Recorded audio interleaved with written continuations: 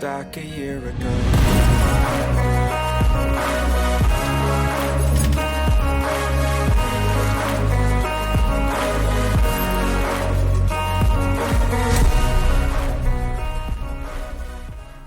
Welcome, everyone, to another episode of the Beer Bound Podcast. We're very excited to be joined by Professor Daniel Toro Gonzalez. Daniel is an economist from the Technological University of Bolívar in Cartagena, Colombia.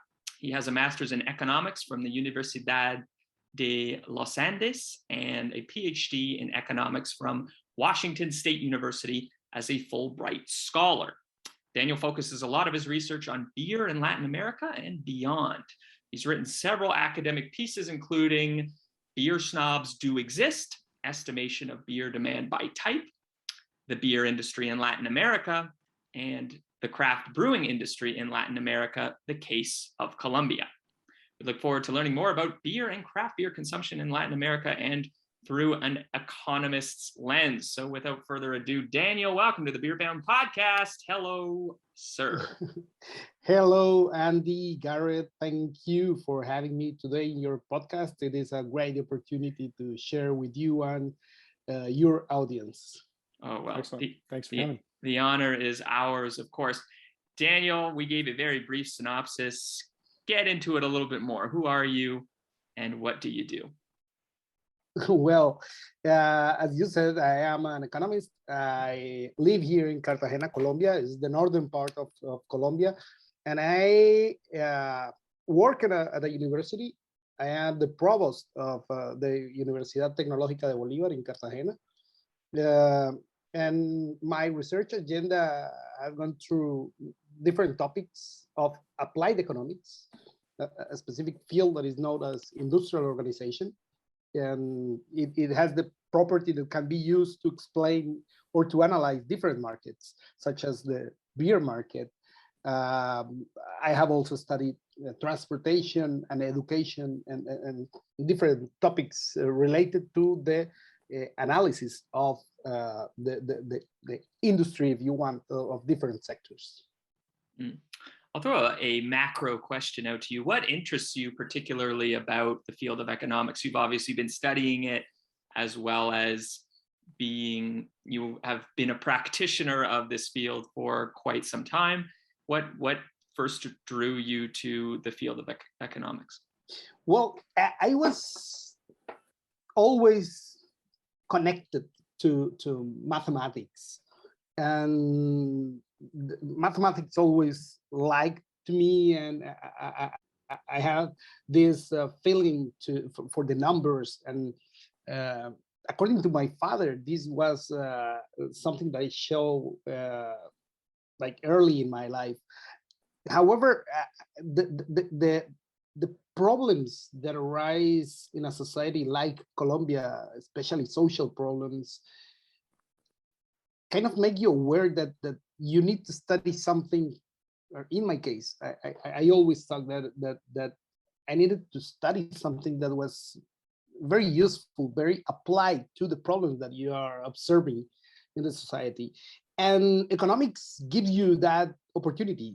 Economics is a very interesting science that gives you the opportunity to use mathematical tools, very interesting models to explain what is going on in reality in a simple way, and to make proper use of those tools. You can design, for example, public policy, for example, in order to increase consumption of some products or make some industry more productive, or in order to increase productivity in production of hops or barley or some other things, and agricultural products, services, many other things. So that connection between social sciences and mathematics was the key for me to drive me to this field. Yeah, I think that is a big reason why a lot of people study economics. It kind of binds the people who are interested in the numbers, as well as folks who are more keen on the social sciences and the humanities. Well, for for myself, I can't speak for you, Garrett, but for myself, who's a little bit more ignorant on the economy in Colombia, can you give us a bit of a wide, very short synopsis of your country, of Colombia's economy, how it's doing, both in a historic lens and a contemporary lens in 2022? Well, Colombia is a middle income country now. We were considered low income country not very long ago. So in terms of our economy, it has been very stable during the years. We are considered a very serious country in terms of macroeconomic policy, if you want. We have never default our debt in terms of any circumstances, even special circumstances. So we are considered a very serious country in terms of macroeconomic policies. And this you can tell that by looking at the numbers of growth in terms of the years. In the long term, you have seen that Colombia has increased its per capita GDP in a very important way. So we can now say that we are no longer a low income country, but a middle income country, and that allowed us to advance in more strategic decisions in terms of investment. And it seems like the difficulties that we confront recent years ago, such as the guerrilla and the narco traffic, they are still a problem, but they're not as a big issue as they were like a decade ago. So this country has improved a lot. We have a lot of challenges, of course, in reducing poverty, but I think we're doing a good job. What were the main factors, Daniel, that brought Colombia from more of a low income country to a middle income country? Like from what stopped the pattern of poverty that allowed a growing middle class to emerge? What were the main factors, say, in the last 30 years? I will say that there are a lot of factors that affect that road that we took, but one of the main things that I can attribute to is the advance in education. I think like 20 or 30 years ago, the enrollment rate in higher education was lower of 20%. And now we are close to 50% or even above that. And that only achievement, I think, accounts for a big part of the story.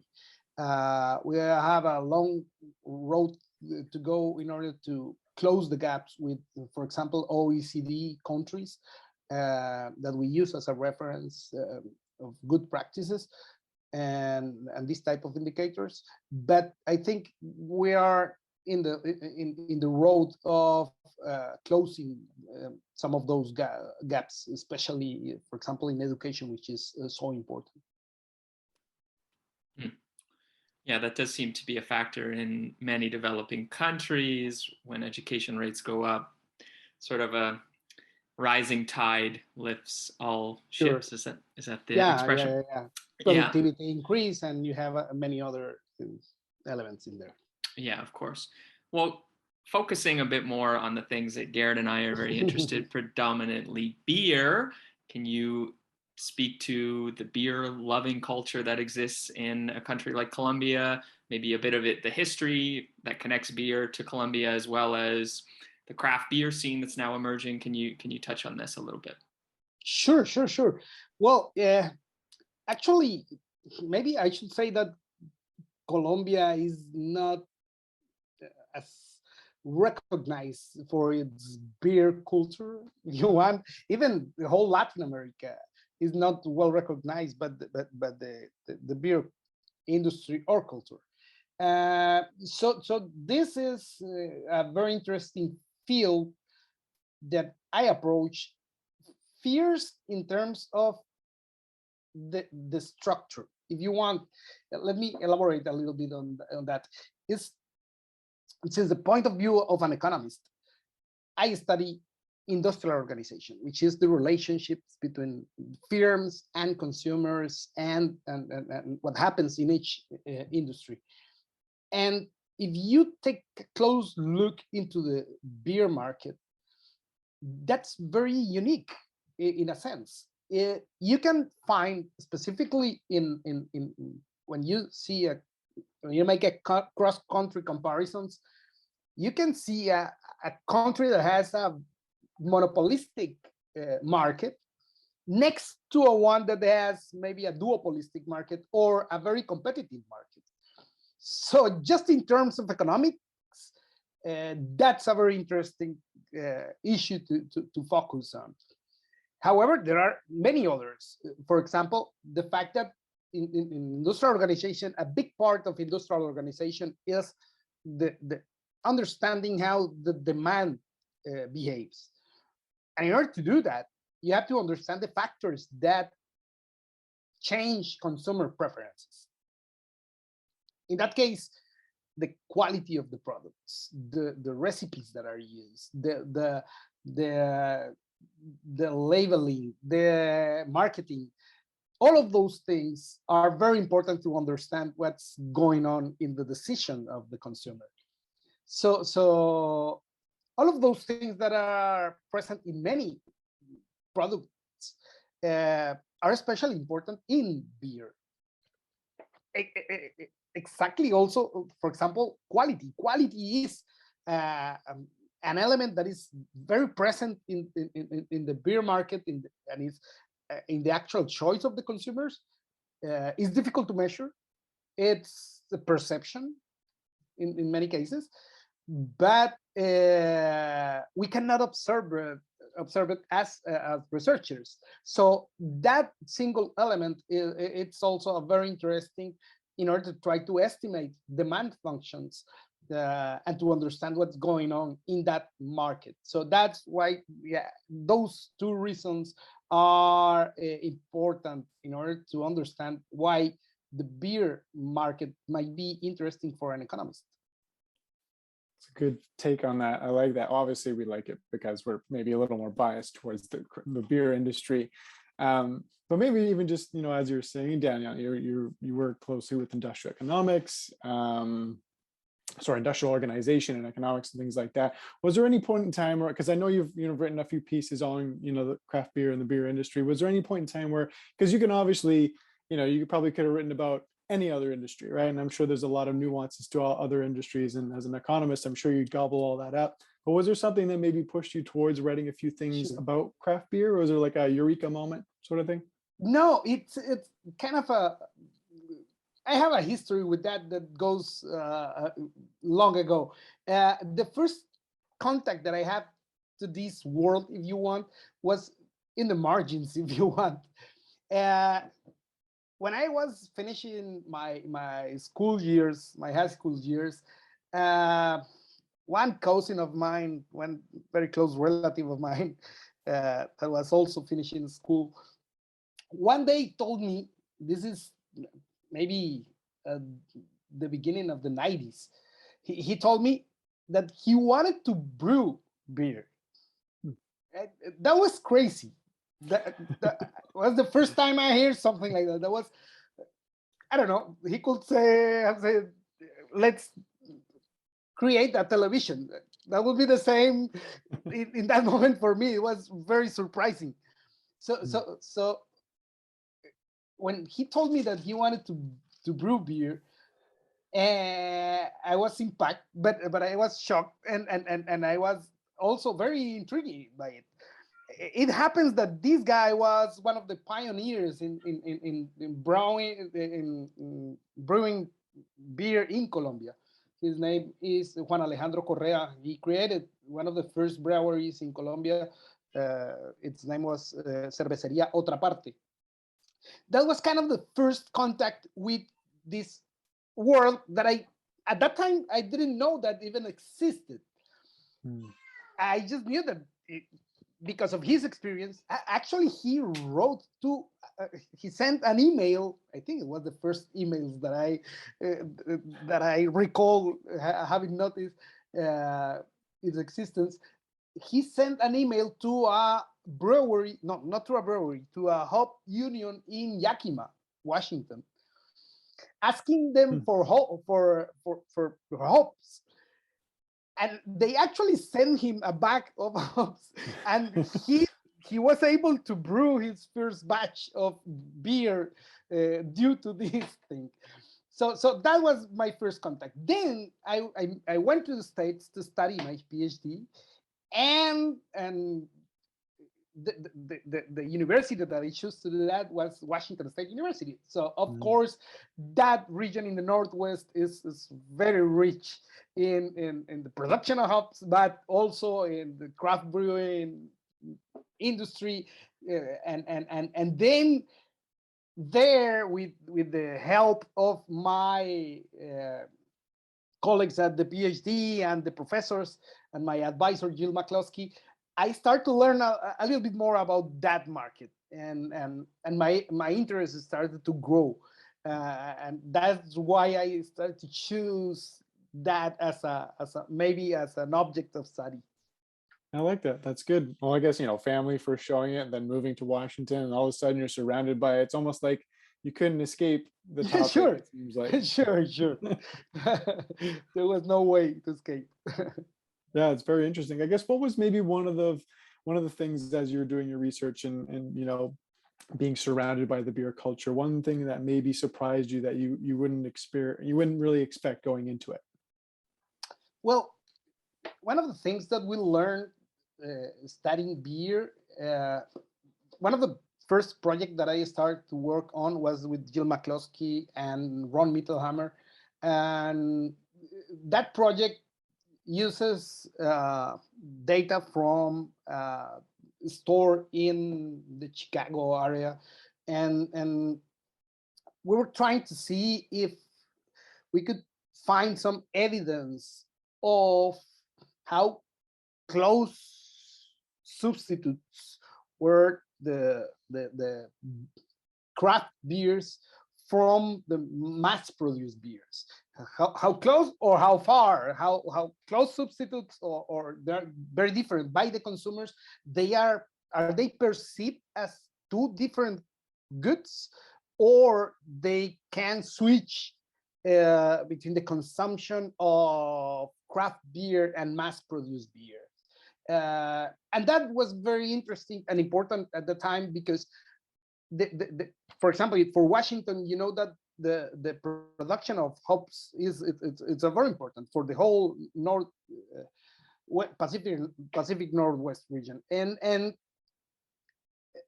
in order to promote the use of this, you kind of have to show that the actual ingredient, the presence of the ingredients are well recognized by the consumers, and that you can differentiate your product based on those inputs. So we were trying to see if we could find some evidence of these substitution effects.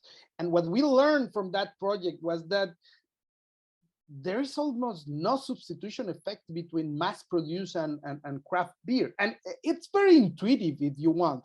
You can understand it based on your preferences. If you really like the taste of craft beer, and if you really like an IPA, a good IPA, it's very difficult for you to change your mind just because of the price went up a little bit, and switch to another brand that is a mass-produced lager. It's very difficult to find that. Actually, we had some insights that maybe we didn't focus on this, but we found some signals that this craft beer market might be more closer to the wine market than the mass-produced beer. Right. So this was very interesting to find in that first papers that we wrote. Yeah, that was cool. I was actually just reading that. I was able to find it online. The Beer Snobs Do Exist, the estimation of beer demand by type, Yes. which is a cool read. And I think just before when I read it and I was reading, the first introduction part, I sort of, as I guess as a craft beer lover would have assumed, like, yeah, I'm not going to touch a macro beer if I have a craft available. And even if it is available, I probably, would try to find something else. But I think what I found most interesting about that paper is when you went through it, it seemed that I guess within each category, because I believe you did, macro style beers, international and imported beers, and then Sure. craft beers. That within each style, I guess the elasticity of demand was, it seemed like it was actually inelastic for or macro brands, where I guess as I thought, maybe from my craft beer point of view, it's like, oh, all macros are the same in a sense that, if price did go down, perhaps you would switch pretty easily. But I think you also alluded in that article that it was maybe a function of some of the advertising, which is geared a little bit differently than it would be in the craft beer segment, whereas they're really pushing loyalty. So yeah, I'm interesting. I know you said there was, some data, I believe it was in Dominique's. Yeah, in early to 91 to 97, if I recall correctly. So I'm curious as to how that might change now, especially a higher inflation, time that we're in. Maybe there will be a little bit more elasticity. I don't know. Maybe you have thoughts on that or not, but it'd be interesting. Another element that we calculated there was the income elasticity, because also income elasticity has an important effect on demand. So yeah, I think things might have changed a little bit. I don't think they have changed in the core. The main elements, I think they hold, and I still think there is a niche market in each of these segments, and I think they hold, and the evidence shows with the proliferation of craft breweries. I think they kind of support the idea that this is not weakening, but this is stronger than before. For sure. Yeah, very interesting. Daniel, I like what you touched particularly on this one the Beer Snobs article. You talk about demographics, and I like what you just said as well, that perhaps consumers visualize the craft beer market a little bit more similar to the wine market as opposed to a typical macro beer consumer. I guess what I'm curious to know a little bit is how income levels or particular demographics, not necessarily income, but that's a pretty prominent one, how that affects one's interest in beer consumption in its entirety. So, I mean, take a country like the United States, for example. It's a big beer drinking, beer loving country. You sort of, I think you, and I could be wrong on this, but you've sort of splintered these two consumers. Like, it's not necessarily the same type of person who would be consuming a macro like a Budweiser or a big, not necessarily a big craft brewery, but like a small local one. Like, can you delve into that a little bit further in terms of what goes into these individuals' choices or the culture that they're in that would steer them in the direction of the beer that they're drinking? Sure, and that's a pretty interesting question, because I will say that income has a lot to do with it. Income levels sort of give you access to some sort of environments that make you more inclined to try new things if you want. So my perception is that, and this is not shown in the paper, but it's just perception, is that the preferences of consumers for craft beer are built in time.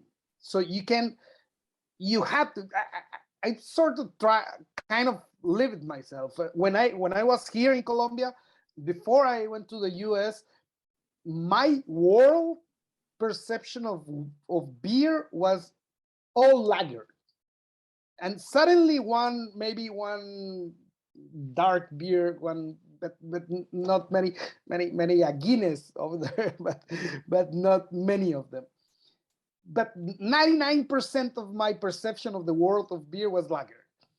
Once I arrived to the US, I had the opportunity to experience this immersion in a new world, in the world of the IPAs and ales and different sorts of types of beer. And it was a learning process. At the beginning, when I try an IPA, it was tough. I didn't receive it as well, and it was just when I started to appreciate the smell, the taste of hope, to understand this new product for me, then I start to give it the value that it has. I was also a beneficiary of in Washington State, the food science building is next to the economics building. So I was able to taste as a guinea pig many experiments, and I was going to taste different types of beer. So I started to learn this kind of a learning process of enjoying different types of beer, and I think that's very important in terms of, for example, income level gives you that sort of access to a new scenarios where you can try this new stuff. Another experience that I can tell you related to that, and why I am telling that maybe income is a very important element here, is the same process is present in what happens in Colombia with the arrival of craft beer market. One of the first brewers and the most successful craft brewer in Colombia, he traveled to the US and he spent time there learning about beer. Then he went to Europe and he started to try the different types of beer. And then he realized that in Colombia, we needed a new brewery. Colombia was a monopoly in beer. Mhm. Was basically some firms owned by the same company, and it was 100% of the market. So there was nothing, No choice. no choice at all. Hmm. I always recall this Simpson cartoon when there is this Dove beer when they split the tube and it goes to different types of lager, light beer, and the other one, but it's the same beer. Well, I feel Colombia was that at that time. So he has the access. He has the way to spend some time in the US and Europe in order to learn this. And so this gave him the opportunity to bring these recipes to Colombia, and he started, which is the biggest brewery in Colombia today, BBC, Bogota Beer Company, and now it's a big business. Daniel, can you give us a little bit more of a history, maybe on the last 20 years or so with craft beer in Colombia? I have a little bit more. My wife is she's from Brazil, so I know a little bit more about the Brazilian scenario, but I'm not too up to speed on Colombia. Like a city like Medellin or Bogota, is it typical to see more craft breweries coming up? Is it still sort of a developing? I assume it's different from the United States, where craft beer is just exploding like you wouldn't believe, but is it, maybe just shine a bit more light on what you see as the trajectory for craft beer in Colombia? Andy, but you know, one of the things that we did in this book, in the chapter that we wrote for this book, is basically showing us that the process is basically the same that every country has gone through, but kind of in a different timing. First, at the end of the 1800s, there was a proliferation of breweries.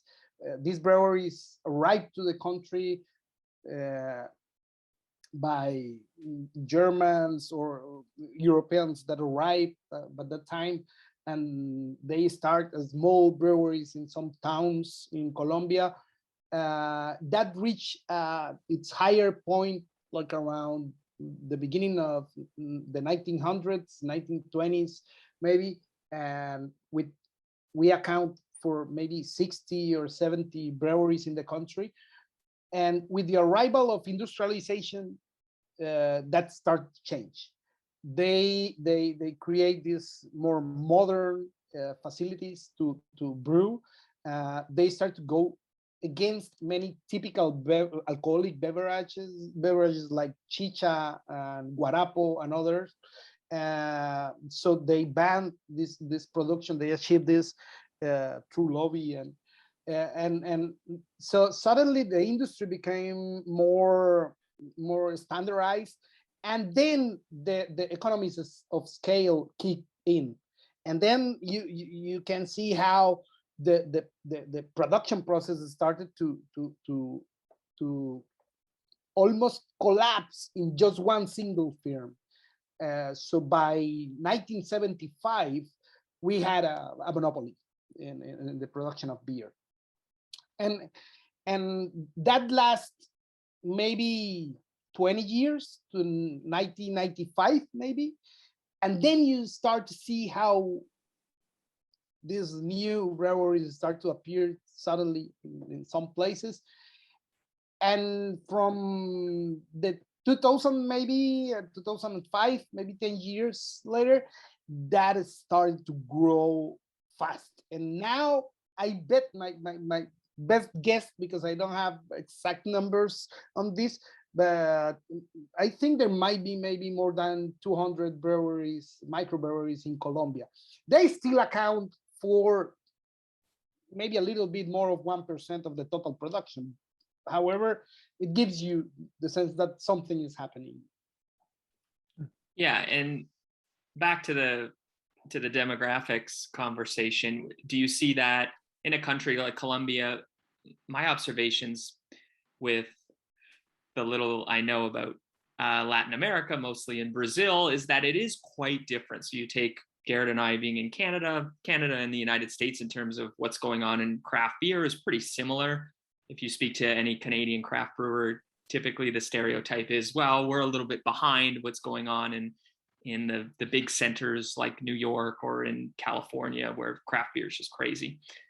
So the styles, maybe in a city like Toronto, we catch up to what's going on in San Francisco or in Portland maybe 6 months or a year later. I don't know if that's entirely true, but that's sort of the mantra on the street, as it were. But in terms of demographics, like if you take North America, in terms of the United States and Canada, your typical craft beer drinker and your macro beer drinker, I would say they're potentially different, and the consumer behavior when someone is going to buy one product or the other is different. But I found that was even exacerbated, that was even bigger in terms of the difference between an individual, say in Brazil, who drinks just a typical macro lager, and a craft brewery. Like those two, the demographics of those two individuals are very different, and the consumer behavior is way more different than a country like Canada. It's a lot more, I mean, if you want to look at it like politically, I would say a craft beer drinker in Canada or the United States, it's probably more of a liberal, lefty, kind of more of a hippie, hipster type of person.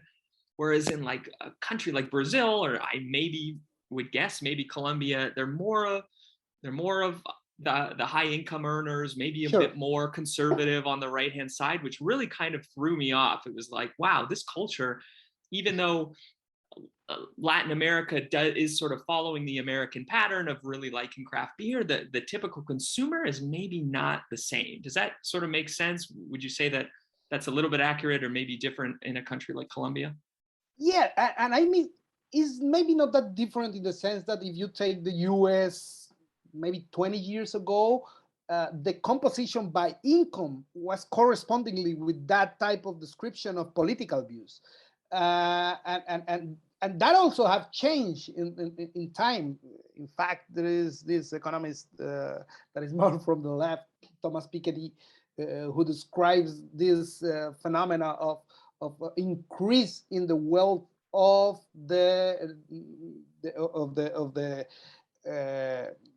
people, educated people that didn't have the opportunities before, but now there are more, let's say, with higher income due to their education, not due to their initial endowments, if you want, family endowments or things like that. So I think those two elements are related. In Colombia, in fact, you can see that there is also that kind of distribution, if you want, of consumers, but the income level, I should say, is the stronger predictor of this type of consumption in Colombia.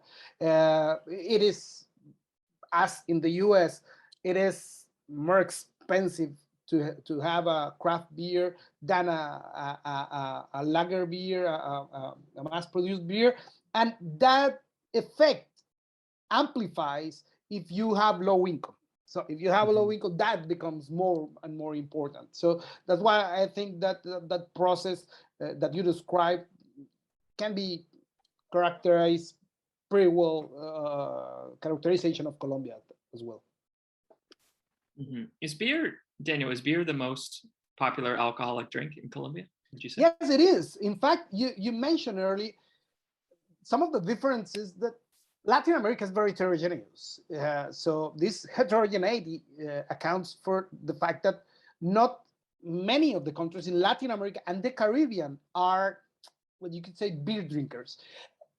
The region is actually not as we don't have the same levels of alcohol consumption that in the US or Europe. However, you can classify them according to the consumption percentages in the market share. So, for example, if I remember well, more or less 11 of the 23 countries in Latin America can be considered beer drinkers because the share of consumption of beer is higher than the spirits or than the wine, for example, which is very small. But if you take the Caribbean, for example, in the Caribbean, the rum is very present. Spirits are very present. But in some of countries, such as Colombia, beer has the predominance. If you take Chile and Argentina, those are different. Maybe they are more wine drinkers than we are. So there are very interesting difference in the profile consumption in each country.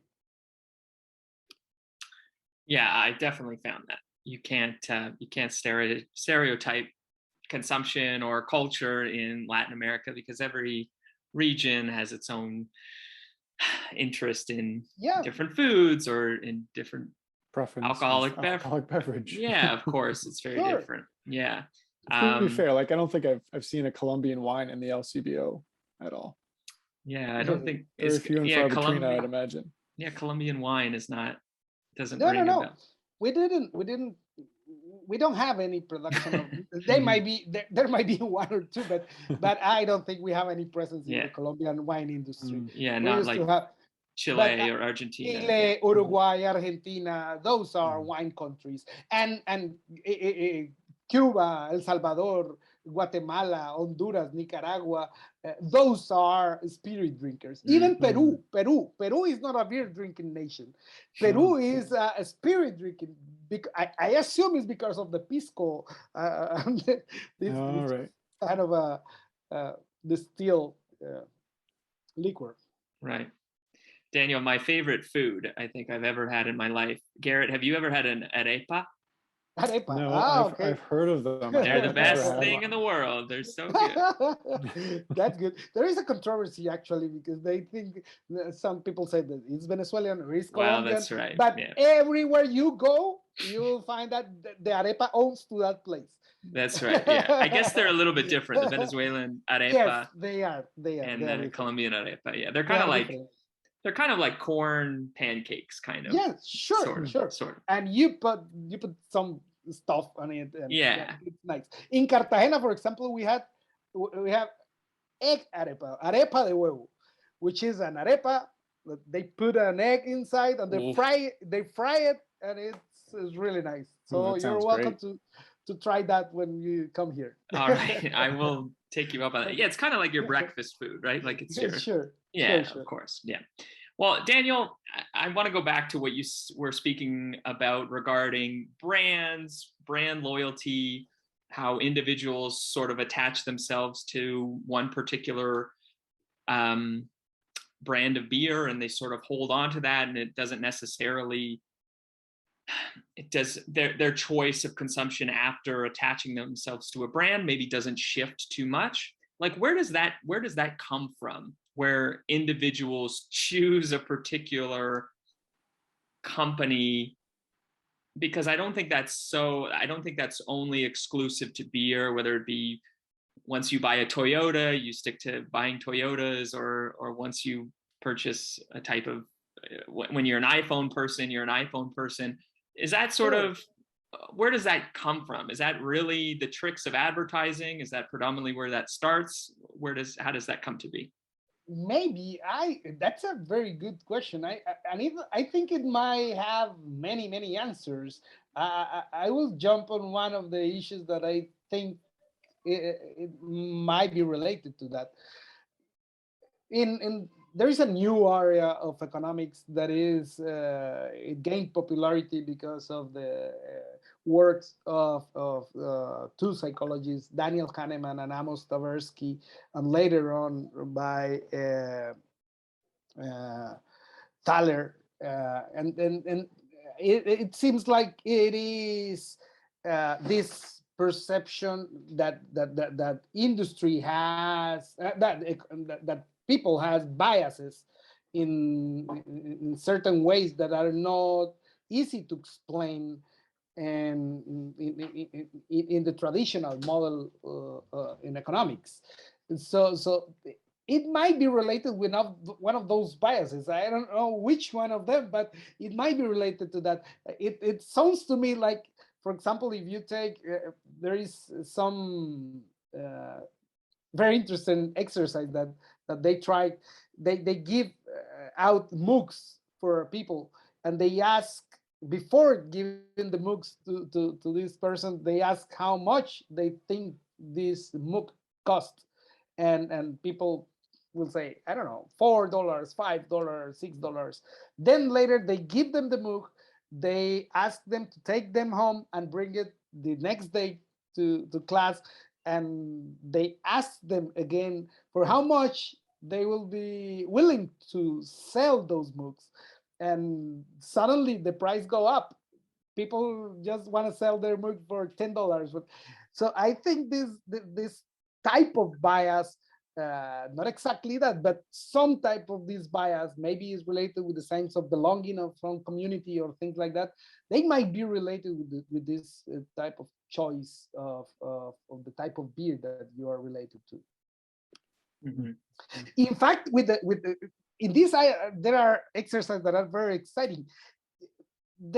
I cannot recall the authors of this very interesting experiment that they asked people about their preferred, their most liked beer, lager beer. Well, the mass-produced beer. This was just made in mass-produced consumption.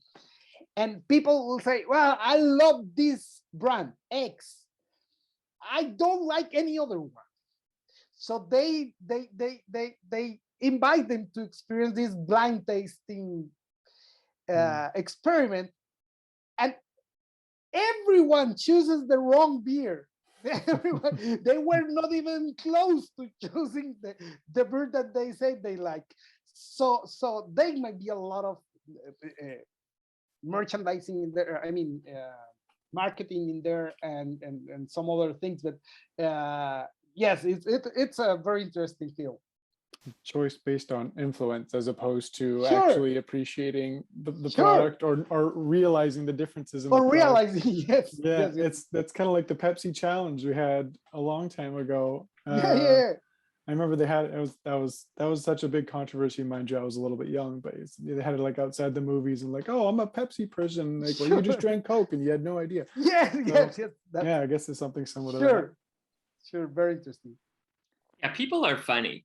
We sort of associate our identity to something, and it doesn't necessarily mean we like this thing. It just, I don't know. It's a lot of like, I think a lot of it, perhaps, if you're looking at it with a marketing lens, is just a way to communicate. So the type of beer Sure. you're drinking is communicating the type of person you are and the status you are in society, or this particular beer, whether it advertises with your favorite sports team.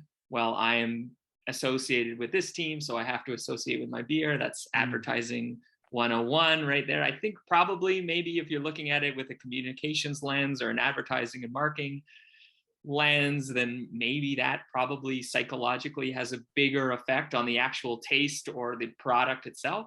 Sure, it might be, and also this kind of, as you said, this sense of belonging to a group, to a type of consumer, to a community.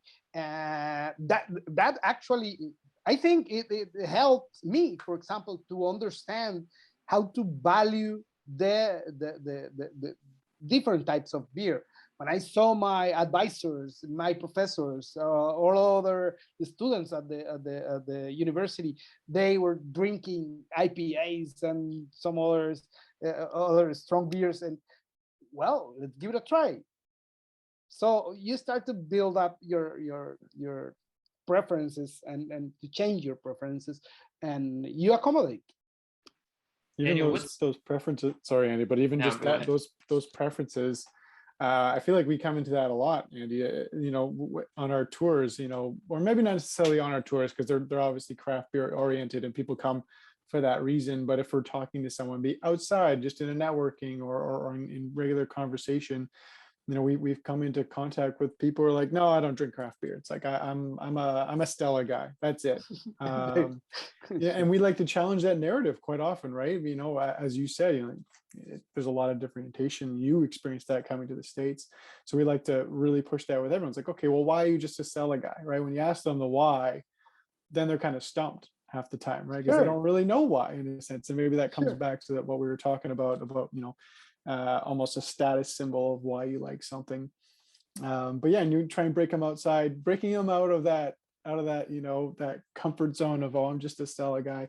It's good when we get through to that, because then you can show them all the wonderful craft beers, or even just more to that effect that when people hear craft beer, like, oh, everything is an IPA. Well, it's not, right? But yeah, just getting people to open up their eyes a little bit is always a fun experience. Sure, and I think that, I mean, the difference are real in terms of preferences. If you see, for example, one of the things that I mentioned earlier, in the US, for example, we found these two different markets between craft beer and mass-produced beer, and maybe some evidence of proximity between craft beer and wine. However, we actually did that analysis for Latin America, and craft beer are closer to spirits than to wine or to mass-produced beer. So those differences actually exist, but it doesn't mean they are frozen in time. They develop, and the markets start to develop, and I think that's what exactly is happening now in Latin America. We are not such a big market in terms of consumption, but it is growing, and it is growing also based on the rhythm of economic growth and income growth. And so I think that's an interesting path because we are incubating here a very interesting market for small craft breweries. Daniel, what's your favorite beer? Well, that's a tough one. I remember I actually dream on every time I go to the States. I try to find the Fat Tire IPA. Fat Tire. Okay, I think I've heard of that. Yeah, I like that. I like sometimes also wheat beer, half a bison. It's nice. It's refreshing, especially here in Cartagena with this. The weather here is very hot, so this wheat beer it's very refreshing for the environment. So those are kind of my favorite. Right. Do you travel to the United States often, Daniel, or not so much? Yeah, quite often, not as much now after the pandemic. I think, and of course, with the pandemic that stopped a little bit, and after the pandemic, I haven't been again. So I look forward to go again and take a good glass of IPA or any other very strong beer. There is a definition of a couple of guys who wrote this atlas of beer, and they define, from my perspective, a very accurate definition of the beer market in Latin America, if you allowed me, is Latin American beer may be described by three basic criteria. It is it is clear and flavorless. It is served cold and it is produced by a big mass brewery. So I need a little bit more of variety in order to wake up. Absolutely, variety is a good thing. Sure. Some people might say, like there are issues that come with too much choice. I don't think that's true. Yeah, I don't have a problem with that. Absolutely. Sure. Yeah. Well, you said, Daniel, that BBC, the Bogota Brewing Company, was a dominant force in Colombia, but you must have the main international AB and Bev beers must be available. No. No, in fact, I think BBC was purchased 50% of it. I think it was purchased by the company in Colombia that is already owned by AB InBev. So we are all in the hands of the same guys. So it's again the Simpsons, isn't it? The Duff beer. Right. It's all the same. It's all controlled, isn't it? Yeah, and it's very interesting your question, because when you arrive to my friends always go to the supermarket, and they always tell me, wow, there is a great variety of beers now. We didn't have these before. And well, that's actually true, but though all of those things that you see here are produced by the same company. Yeah. So they give you the illusion of diversity. They give you the illusion of variety, but it's actually lager beer in different shapes and bottles and things like that. So yeah, you're lucky if you find a stout, or if you find maybe I don't know, half a dozen wheat beer, but there is no much choice in here. Right. Daniel, we spoke before we started recording about how this really was a bit more of your focus maybe a decade ago into the beer markets, both in when you were studying in the United States, as well as focusing on your home country of Colombia. Why did you stop? Like it's not really your contemporary focus. You stopped focusing a little bit on beer. Why? And will you restart your love of beer again, or that? No. I never stopped my love for beer, I should say, but yeah, I think it was just because the work I'm doing now it's also my passion. Education is my passion. So I am working as a provost at my university, and that shift completely my research agenda. And many of the tools that I have used in the past before, I'm using them now to understand what happens with education, which is also a very important element in here. Beer will always be there, not just for the weekends, but also in my mind as a research agenda. But I stopped for a while. Maybe I will do some other stuff again in the future. Yeah, I don't know what is more important for society, education or beer. Yeah, difficult choice. Yeah, both. I guess maybe you made the right decision, Daniel, but maybe not. Yeah, I Yeah, might be wrong. definitely. Good.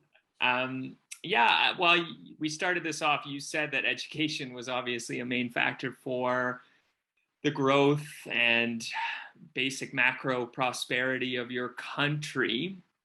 Would you say that there are a little bit of parallels in terms of maybe what I see as the ability, you can equate this or compare this a little bit to maybe the wine industry or the craft beer industry as well. Like, if the craft beer industry is starting to thrive in a country, that's maybe the canary in the coal mine a little bit of the basic general economy is doing well, because craft beer kind of, there's no real way to phrase it, it is a luxury. We don't need beer at all, certainly not craft beer. You can go with the cheaper option of the mass produced type. So if craft beer is thriving in a country, then that is an indicator or a signal, of the basic prosperity of a country. Would you agree? Yeah, completely. And I think that's in part what is happening in Colombia. We have seen the per capita GDP duplicate in the last 20 years. So I think that increase in per capita GDP that is based on the better education, better access to education, I think that has an important role in terms of the type of goods and services that we have in our community. And also another thing that is very important, I should say, is the industry of tourism. Here in Cartagena, especially, which is a very touristic city, that led to a proliferation of restaurants and things like that. And one of the elements that was very problematic before was that the monopoly that was in the country, they have really all the access to all of these distribution networks with supermarkets and everything. And it was basically impossible for a small brewery to get into those distribution channels. So in cities such as Cartagena, having a strong industry of, let's say, restaurants, that helps to have some access to some lines of commercialization of their product that are maybe not as attractive to the big producers. So in that sense, I think tourism also generates these type of externalities that end up generating more diversity and more variety in terms of the products that you can find in a city such as Cartagena, Bogota, and many others. Well, that's great. I mean, Daniel, we would love to keep poking at your expertise and your knowledge a little bit longer, but we are sort of at our time, and we want to be respectful of your valuable time, of course. Daniel, if you're ever in Toronto, Garrett and I invite you to have a beer with us. We'd love to show you around if you're ever here for whatever reason.